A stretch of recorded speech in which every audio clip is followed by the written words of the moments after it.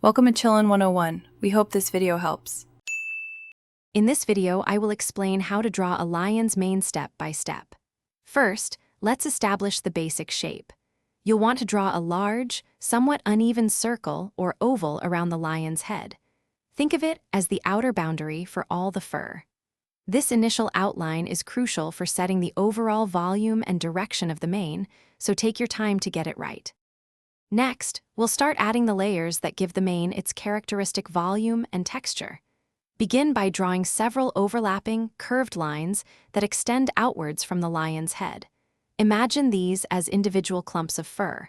Vary their lengths and directions to avoid a uniform appearance, aiming for a more wild and natural flow. This layering adds depth and realism. Now it's time to bring out the finer details of the fur.